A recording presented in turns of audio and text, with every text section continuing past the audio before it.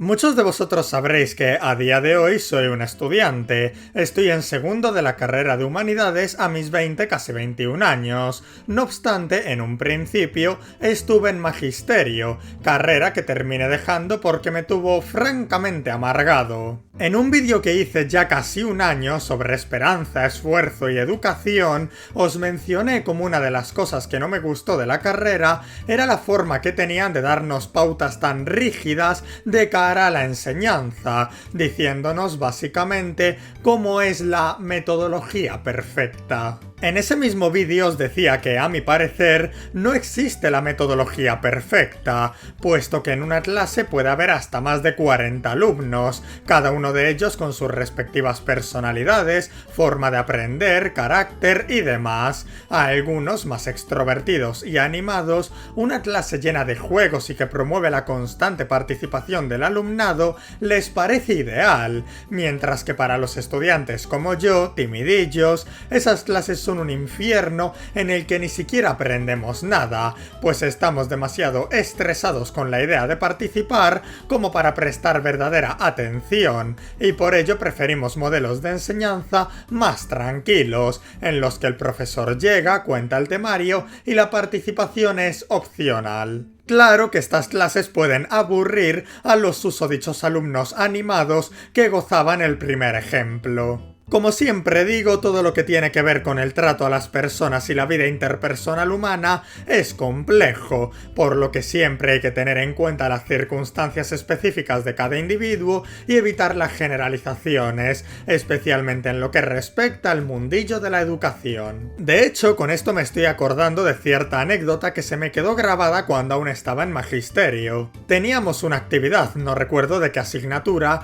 en la que debíamos explicar qué haríamos como docentes frente al supuesto de un alumno que había cogido unas tijeras y destrozado el material de su compañero. Fue un trabajo en grupos, como todos los que hacíamos en Magisterio, y recuerdo que mis compañeras empezaron a barajar distintas respuestas al caso en cuestión, así como castigar al chaval sin recreo, hacerle empatizar con su compañero preguntándole si a él le gustaría que le rompiesen las cosas, o decirle que se disculpase. Yo, sin embargo, y quizá porque los que estudiamos filosofía siempre tenemos esa pregunta en mente, les dije que, a mi parecer, lo primero que deberíamos hacer sería preguntar ¿por qué?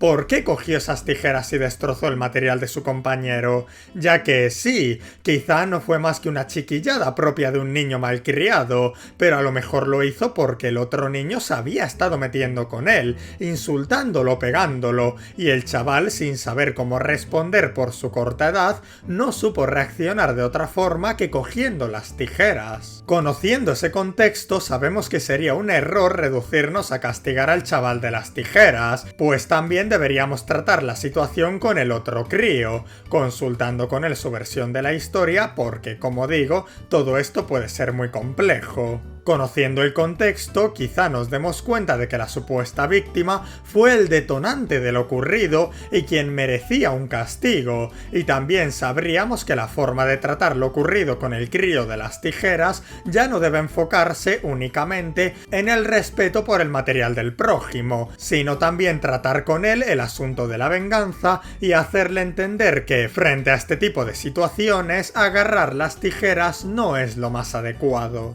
Conocer el porqué del comportamiento del alumnado es el primer paso, porque si no llegamos a esas situaciones en las que la víctima de burlas o acoso es castigada cuando se defiende, y todo por culpa de profesores que generalizan la situación y no se preguntan ¿por qué? Por si os interesa, mis compañeras de equipo ignoraron fuertemente esta participación mía, y me jodió, no solo porque realmente creo que tenía razón, sino además porque con lo tímido que soy, me costó horrores compartir con ellas mi punto de vista, y pasar por ese mal trago para ser ignorado no sienta bien. Así que nada, a las pocas semanas dejé la carrera, era la única respuesta coherente. Y ya que estoy despotricando y yéndome por las ramas sobre este asunto de la educación, permitidme decir una cosa. Si hay preguntas estúpidas, ¿qué es eso de que no existen preguntas estúpidas? Eso sí, evidentemente, las preguntas estúpidas son aquellas que no aportan nada a la explicación y resultan en una pérdida de tiempo, no aquellas que reflejan ignorancia. Un ejemplo que tengo, de nuevo personal, es de un familiar al que estuve ayudando con la filosofía hace unos cuantos meses. Estábamos hablando de la política de Rousseau, creo,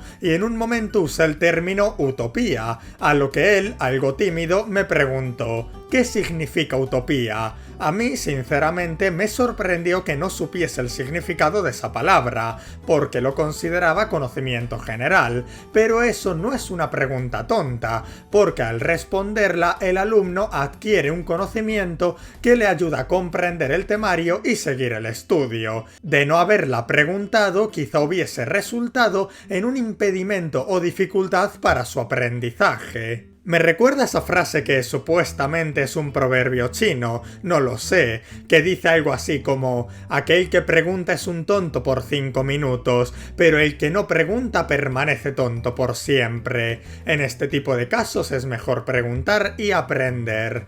¿Qué es entonces una pregunta tonta? Pues que me interrumpas para preguntarme de qué color es el caballo al que se puso a abrazar Nietzsche. Literalmente, ¿qué más te da? Ojo, como siempre, depende de las circunstancias específicas de cada individuo. Si quieres saberlo porque tu vocación es el arte y quieres dibujar a Nietzsche abrazando al caballo, entonces no te juzgo. Pero si no, es una pregunta estúpida, al menos para la clase. A todo esto me recuerda a un fanart del evento. Si lo encuentro os lo pongo en pantalla, me gustó mucho. En cualquier caso, con todo esto yo venía a deciros que, aunque no exista la metodología perfecta, considero que el método escolástico de enseñanza, que empezó a emplearse en las clases con el auge de las universidades a partir del siglo XII, es bastante bueno. Sé que esto quizá os sorprenda. ¿Cómo puede ser que un método de hace tantos siglos te parezca bueno, si desde siempre nos han enseñado que hay que rechazar los métodos tradicionales de educación, que se basan solo en leer y memorizar, etcétera, etcétera? Pues de hecho no caigáis en esa mentira. El método escolástico apuesta por la participación del alumnado y la reflexión, no solo por la memoria. Claro está que, dispuesto a repetirme, todos estos asuntos de enseñanza son complejos, por lo que este método no se podría aplicar a todas las asignaturas actuales, al menos no por igual, pero sin duda creo que para enseñar filosofía en las aulas sería magnífico.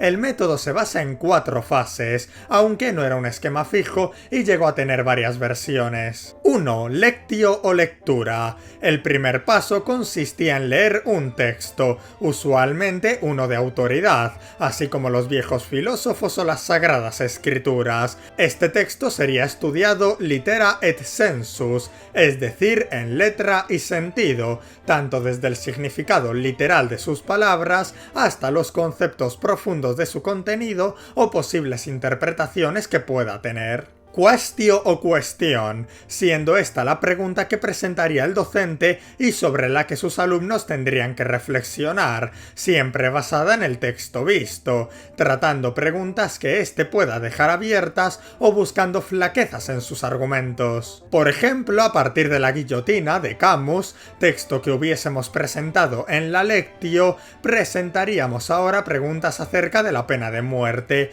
¿Qué opina el alumnado? ¿Creéis realmente que el castigo no previene el crimen? ¿Consideráis adecuada la alternativa de los trabajos forzados? Y así pasaríamos al tercer paso. Disputatio o discusión. El núcleo del debate. Mientras que el maestro actúa de moderador, los estudiantes e incluso otros profesores argumentan a favor o en contra del asunto en cuestión. Y finalmente la determinatio o determinación, siendo la conclusión a la que ha llegado la clase con los argumentos presentados. Realmente me gusta este modelo y voy a más, llegaría a versionarlo incluso para los exámenes. Para empezar, porque creo adecuado que, de haber examen, este sea un reflejo de lo que han sido las clases, y para seguir porque así evitamos que sea mera memorización. El examen sería un comentario de texto, pero todo lo que viene siendo explicar el texto y la intención del autor, lo que correspondería a la lectio, sería solo la introducción del trabajo. A partir de ahí, el estudiante respondería una duda relacionada con el texto, puesta en el examen por el docente o incluso propuesta por el mismo estudiante, y dejaría que el resto del examen fuese una reflexión sobre esa misma pregunta, presentando al alumno su opinión, argumentos a favor y contraargumentos que ha de superar para así, en la determinatio, poder defender su tesis inicial con confianza. No sé, ¿qué opináis vosotros? A mí realmente me parece interesante este sistema, aunque supongo que es como todo. En la teoría se ve bien, pero luego en la práctica habría que ver cómo se desarrolla. El mayor fallo que le llego a ver es el hecho de que si el texto llega a ser sobre política y el alumno defiende una tesis con la que el profesor, por ideología, no está de acuerdo, no podemos garantizar que el docente corrija de forma realmente imparcial. Quizá en ello haya que hacerle algunos ajustes, no sé, si en un futuro la suerte quiere que llegue a ser profesor, lo pondré a prueba.